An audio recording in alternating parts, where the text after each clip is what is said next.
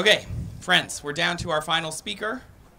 Candace is a board-certified person, is board-certified in family medicine.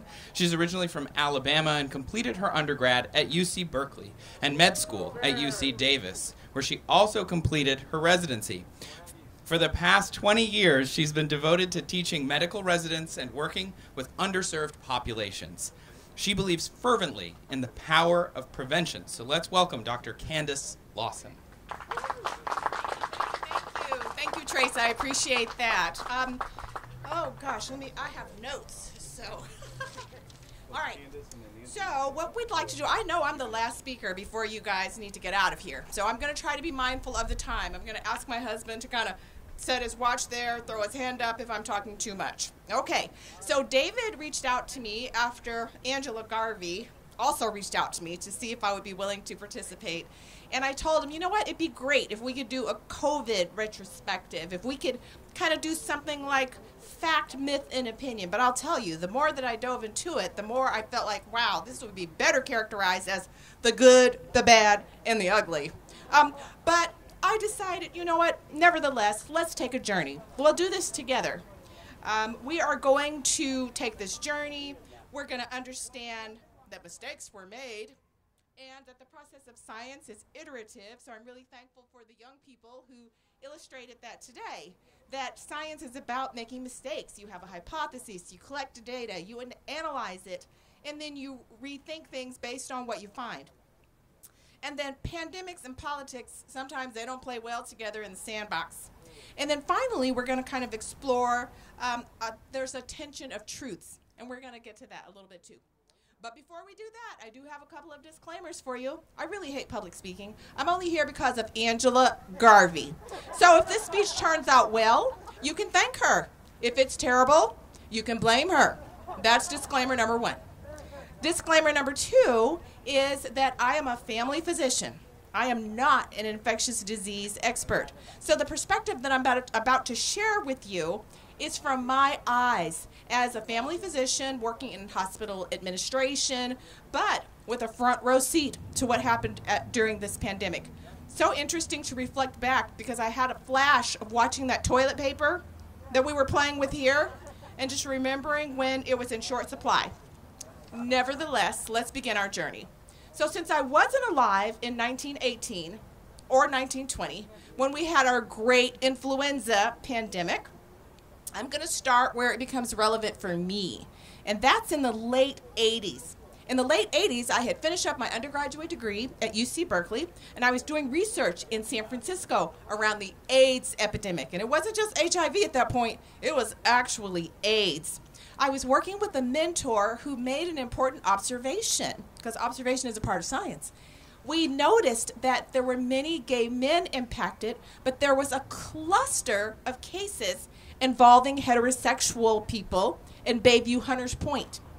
And because of his research around epidemiology, he did some seminal work with this, understanding how the crack epidemic was driving HIV infections in heterosexual populations. It's a paper called Tossin and Tweakin', and it helped us to understand that people were trading sexual favors for drugs and transmitting the infection that way. But the reason that I bring this up, because I want to add some context and draw on some of the skills that I learned from that work.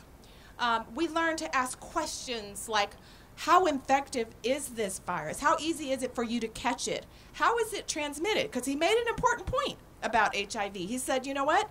At least it's not respiratory. It's not a respiratory pathogen. You actually have to exchange bodily fluids because there was a lot of fear circulating at the time. But we learned to ask questions. How infective is it? How is it transmitted? How do we treat this? And how do we prevent this? You know, as a primary care doctor always concerned with prevention, we have to be grounded in these things. All right, fast forward, 1993, because again, we're going to use science to help us on this journey. In 1993, there's an outbreak of hantavirus in the Four Corners area, and it's a deadly virus. 50% of the people who get it die. Now, it matters, only 13 people died, but it's important because this was not an epidemic. This was something that fortunately ended up being confined to that region. Can you imagine what would have happened if it spread?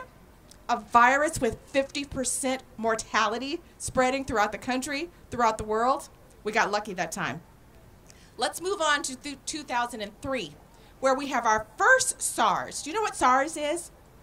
SARS is severe acute respiratory syndrome caused by the COVID virus. Now, coronaviruses get their name because of this spike protein that makes it almost look like a crown, makes the virus look like a crown. And it turns out that that spike protein is important to be able to attach to the cell receptor, enter the cell, give a message via mRNA, messenger RNA, to tell the cell it basically becomes a slave to that RNA. It has to do whatever it says, right? So we end up, you'll see as we go along, that's going to be an important foundation. But we have SARS-CoV-1 in 2003, 2004, and we learned at that time, some people learn in the East, that masks do work. We must have forgotten about that. So we move on to MERS, the Middle Eastern Respiratory Syndrome, which is also a what? Coronavirus. It's mostly confined to the Middle East, so we breathe a sigh of relief and say, this is not us, that's those people over there. That's their problem. Now we're up to 2019, where something is happening in Wuhan, China. But because remember I said about politics and pandemics, they don't play well in the sandbox? But something is happening. It's becoming obvious that there's a serious respiratory infection that's taken hold in Wuhan, China. In response, in January of 2020, we put in travel restrictions and established a coronavirus task force. But remember how I said that we're going to have some themes here, and one of them is mistakes were made? Okay, so the mistakes start then. We get a message that this virus is no worse than the flu. Flu never killed, I think we're up to about 1.1 million Americans now. Flu doesn't kill that many over this number of years. In an average year, we're talking 20 to 30,000 deaths. That's not insignificant, but it's not the numbers that we were seeing of people dying from coronavirus. So that's where we start to make mistakes. We also have our first case in this country in Snohomish County, Washington. So we move on to March of 2020. Do you guys remember what happened then? The World Health Organization declares that we have a pandemic. You know what the difference is between an epidemic and a pandemic, right? Epidemic is that has been spread all around. It's global, so it's not respecting borders. It just goes wherever it wants to, infecting people all over the world. So that's when we decide to call it a pandemic. Yeah. So I wish I could tell you that the mistakes stopped there, but they didn't. Do you remember early on they told us you don't need to wear masks, stop wearing the masks, they don't work. They do, and they work even better if both people wear them. But somehow this gets politicized. Now, we said we were going to talk about some truths, right? Some facts. It is a truth that early in the pandemic we did not have enough personal protective equipment for people working in the hospitals. This is the truth. It has to do with the way that we were managing supply chain. Just in time, don't stockpile. Order it as you need it. And in and of itself, maybe that's not terrible. If you have a contingency, right? What happens when that doesn't work? You need to have something in place so that you can ramp up quickly and manufacture what you need. But that's a fact. We didn't have enough personal protective equipment. So then we move on to find out, we try to use some of these age-old techniques that we know work. Quarantine, isolation, social distancing, and then somehow this gets politicized as well. And that comes at a very, very high cost. Okay, but let's keep moving in time. We also made mistakes early with testing. I'll stop anytime now, but I'm just telling the truth. There were mistakes with testing from the CDC. The test was not as effective as it needed to be early on, and they were not able to manufacture in the quantities of scale that really would be required, because that's what you need. You need to be able to test and isolate people. So mistakes were made. let's move on to that day on April 3rd in 2020 where our president is giving a press conference because we got to figure out how to treat this, right? And he says, maybe there's something where you can get some bleach inside. Maybe you can get some bleach inside. And I do want you to know that after that, we did see a spike in poisoning from bleach and Lysol, up 12% over for that year versus the previous year. So correlation is not causation. However, yeah. All right. So we did learn. So let's talk about some of the good ways that we learned because science is iterative, right? Before COVID, the way that we would treat serious respiratory infections would be to intubate early and give people intravenous fluids. Because serious infections are also associated with sepsis, right? That's when you get capillary leak, fluid leaks out, you get circulatory collapse if you don't give people a lot of fluid. But we learned, because that's how science works, we learned that that turned out to be detrimental to this population. So we had to control the fluids and we had to delay intubation and give people high flow oxygen via a nasal cannula. So what about other treatments, right? We did try. You know, there was some early thinking that hydroxychloroquine might help. And at the time, we did not have effective antivirals. We did not have monoclonal antibodies. What we had was just an idea that it might work. So we tried it. We tried that along with antibiotic with anti-inflammatory properties because I don't want anybody to leave here today thinking that antibiotics work for viruses. They do not. These are totally different microorganisms. However, we were trying to exploit some of these anti-inflammatory properties. It didn't work. Let me just be very clear about that. It didn't work. I'll say it one more time. It didn't. Thank you. It didn't work. Okay. So what does work is that we were able to develop some antivirals that do. And we were able to collect antibodies, right? Because whenever you get sick, your body mounts an immune response. And you make antibodies to these foreign invaders, these virus particles. We were able to collect those antibodies, refine them, and give them to people, especially people who were vulnerable. Because the argument has been from some people, why do we need to do this? Why do you need to isolate? Why do you need to try to prevent yourself from getting an infection? A lot of people are going to survive it, and some will. Many will not. And when you approach public health, remember I talked about a tension of truths?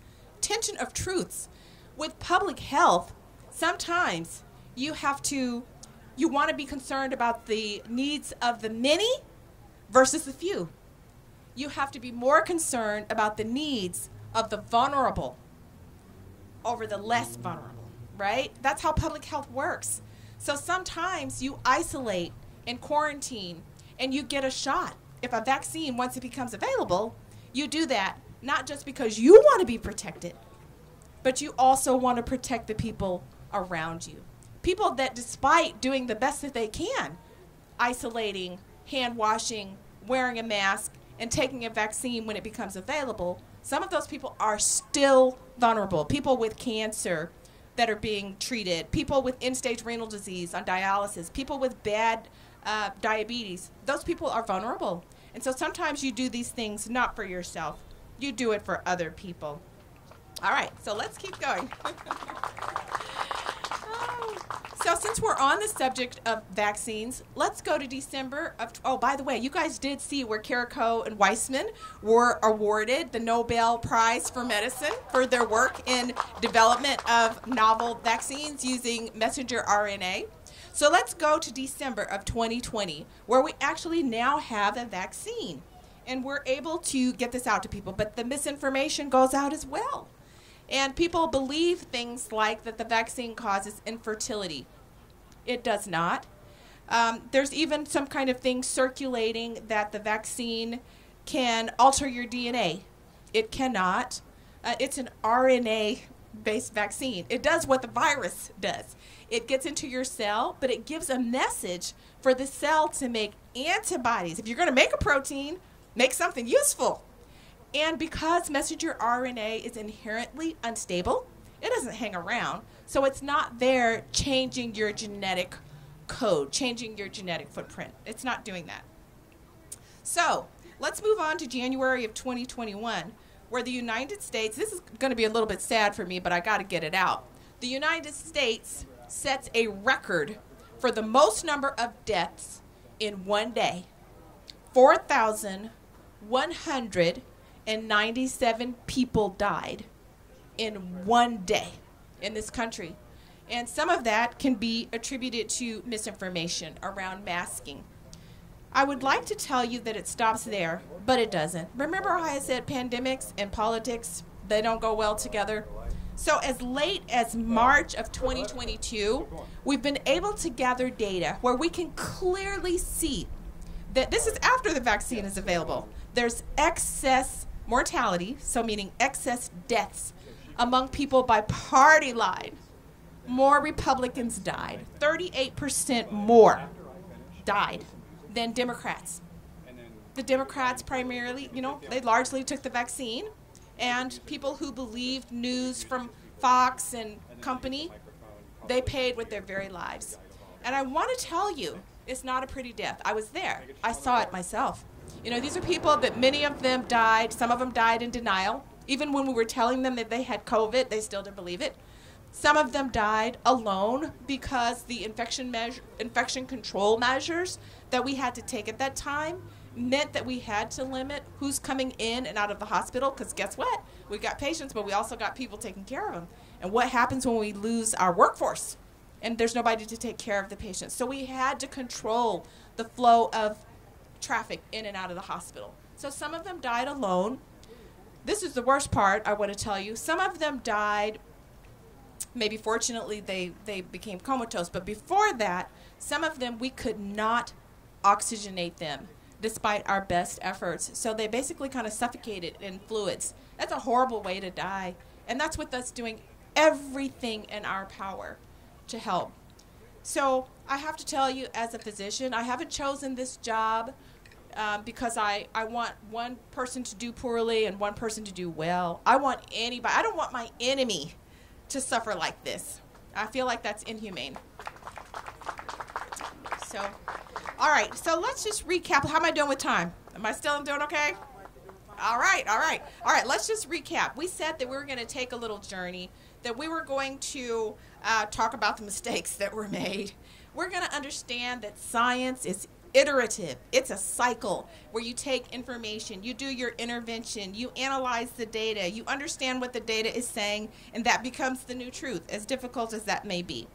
We talked about how pandemics and politics sometimes don't play well together, and we talked a little bit about attention of truths.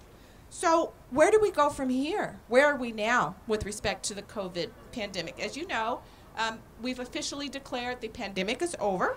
So what that means is that some people who had access to free testing, treatment, and these sorts of things, they won't have that going forward.